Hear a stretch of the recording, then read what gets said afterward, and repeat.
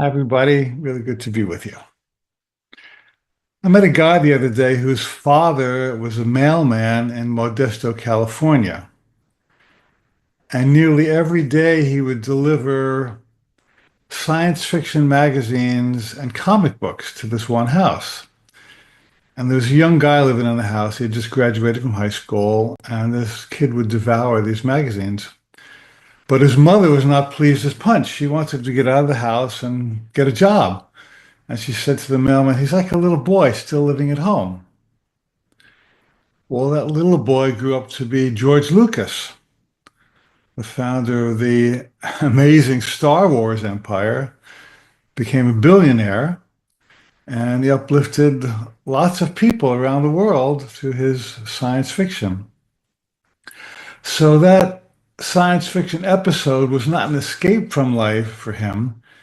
He was actually diving into his destiny. He was planting the seeds that would later sprout and form a magnificent career that altered his life and many others. His mother just saw the little picture, but his spirit was still very in touch with his big picture. Around the same time, there was a young Hawaiian guy, an overweight high school student, who used to sit outside the school building, cut classes, and play his ukulele and sing. And his teachers and parents were all over him to go to class, get an education, you get a good job, you'll have a career. He didn't listen. He just pursued his music. Well, he turned out to be Israel Kamakawiwa Ole, known as I-Z, and I'm sure you're aware of his beautiful rendition of Over the Rainbow, which has become a multi-million seller and been used in many, many movies. And he's a beloved Hawaiian musician. He passed away, but he was probably the best known and most beloved of all the musicians to come out of Hawaii. So was his cutting classes a problem? Or was he investing in a greater career than school could have prepared him for? You see, we look through very narrow vision, but meanwhile, there's a bigger picture that's happening behind the scenes. And finally, there was a woman about a decade later who got a job in London for Amnesty International as a researcher. And she was there for about 2 years, and she was fired because she was using the office computer to do personal writing during office hours. Well, her name is J.K. Rowling. And when she finally got fired, she decided, well, throw myself full-time into writing. And that's when the Harry Potter series started. And now she's the first and only writer to become a billionaire through writing. And she's also richer than the King of England. So her working in that office was not a fit for that greater destiny. You may have criticized her for not being a good researcher, but she was actually developing a career that went far beyond Amnesty International. It's a good organization, but it wasn't for her. And so I often wonder, what if somebody I know now who seems like a normal person is destined for greatness? And I wonder if I was a student at Punahou High School, a private school in Oahu, Hawaii, during the late, let's say, 70s or 80s, and I was playing basketball with a tall, skinny black kid called Barry. And I would have no idea that he would go on to become the first African-American president of the United States. You just don't know what's brewing in somebody. Now, the main point here is that not only are the people around you perhaps destined for greatness, but you are. Now, you don't have to be a president or a rock star or a great author, but there's something brewing inside you that wants to come forth. In the Gospel of Thomas, one of the hidden Gospels about Jesus, he said, if you bring forth what is within you, it will save you. If you do not bring forth what is within you, it will kill you. What this means is that Spirit has planted visions and seeds and ideas in you that you are to express in the world in your own unique way. You might be a writer, a teacher, a massage therapist, an energy worker, a healer, a business leader. There's millions of venues. And you have what the Course in Miracles calls a special function, which means that there are things only you can do in your own unique way, like a unique snowflake, that no one else on the planet can or will ever replicate. And the game of life is to tune in on your function and do it.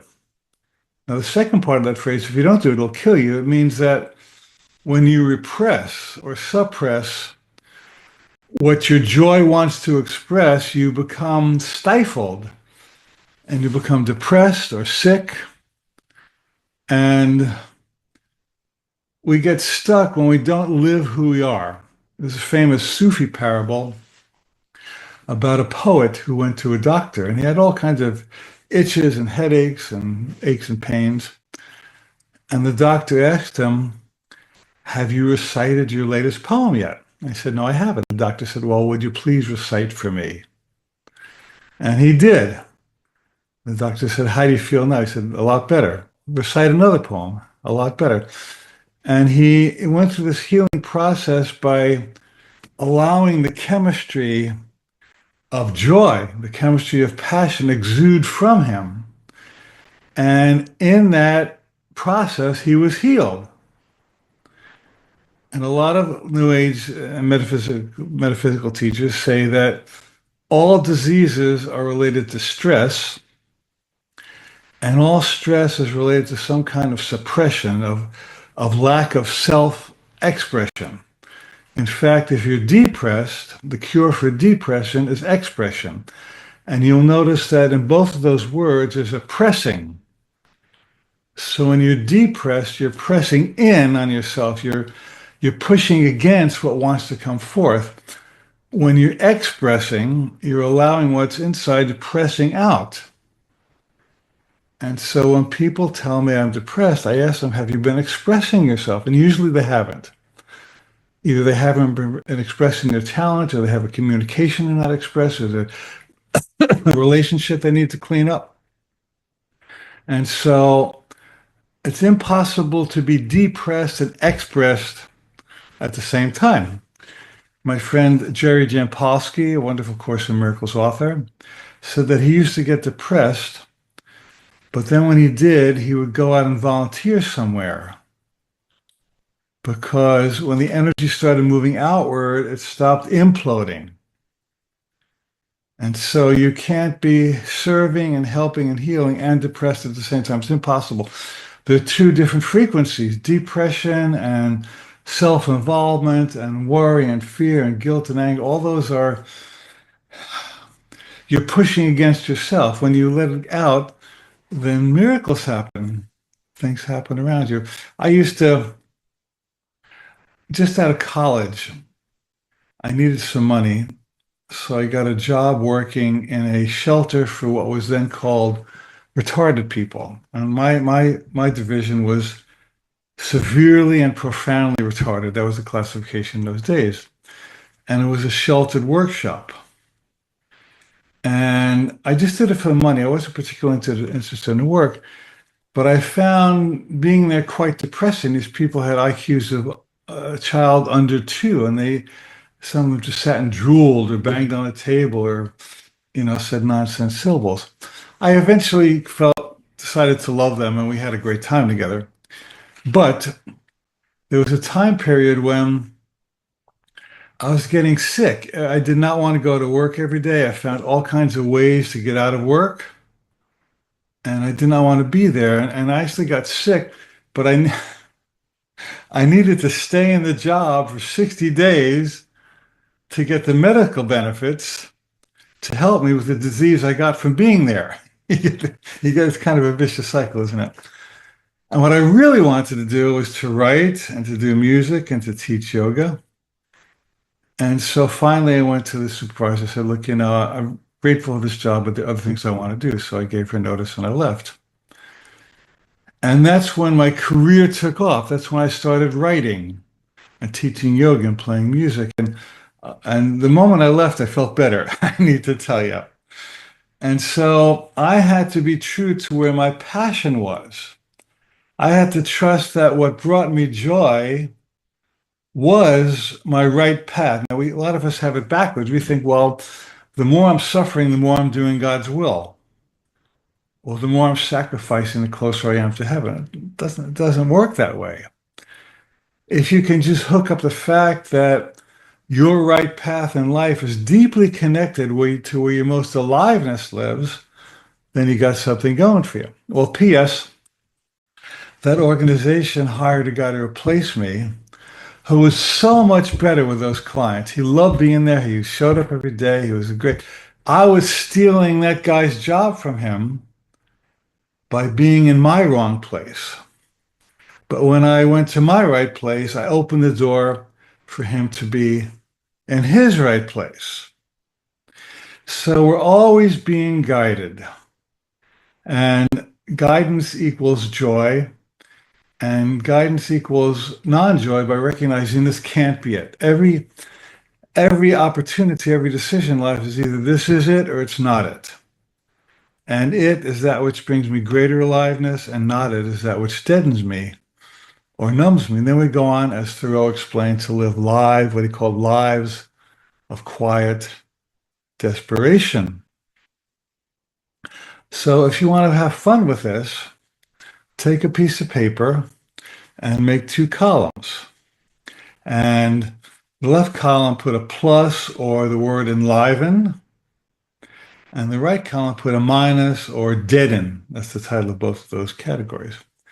And then make a list of all the things you do in the course of a day or a week or a month that bring you life. I love to walk in nature. I love to do yoga. I love to go out with friends to dinner. I love to study A Course in Miracles. I love to go to spiritual classes. I love to dance. I love to watch funny movies. And that's your list of enlivenment. And then you look at your list of endeadenment, so to speak. Well, sitting in front of a computer screen for many hours a day, worrying about or arguing over politics, watching movies that are downers and violent, make your list, working on spreadsheets, hanging out with people who are gossipers and negatives. And you'll notice that there's a very clear pattern of what brings you life and a very clear pattern of what drains the life out of your bucket, so to speak, through holes in your bucket. So now your game becomes, and it's the funnest game in town, is to maximize the list of what brings you life and to minimize or get rid of the list that doesn't bring you life. And a lot of people come to me and say, well, I've had these old friends and I used to have a lot of fun with them, but I've changed. And I've gone to yoga, I've gone to meditation, do A Course in Miracles, I have spiritual studies, and I don't really click with them anymore, but I feel guilty. They invite me to do stuff and I feel guilty. And I tell them, everything is frequency and everything is Velcro, frequency Velcro. So when you were a match to these people, so it felt good and it was enlivening for you, but you have grown, you've taken a different direction, not better or worse, just a different direction. And so you have to be true to where your greatest life force lives. There are other people who would like to hang around with them that match them. And there are other people who'd like to hang out with you that match you. And if you can be really honest and sincere about what makes your heart sing, then you're going to be in your right place with the right people. Now, if you can sit each morning before you start your day, and as A Course in Miracles suggests, ask Spirit, where would you have me go? What would you have me do?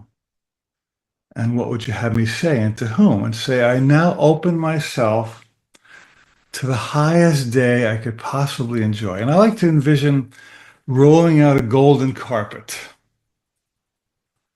And then I say, okay, everything that matches my good will show up, as I stay in my golden path.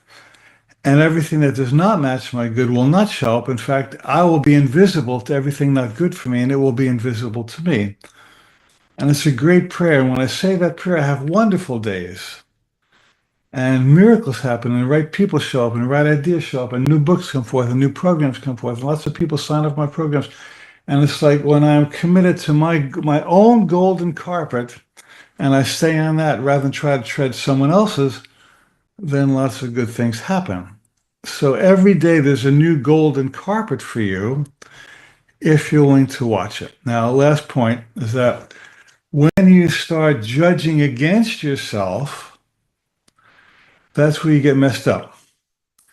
That's when you get off the carpet, because judgment is the opposite of joy. So when you start thinking, well, I should be leaving the house. I'm 18 years old and I watch too much science fiction. Well, guess what? If George Lucas had said that, we wouldn't have had all the wonderful Star Wars movies.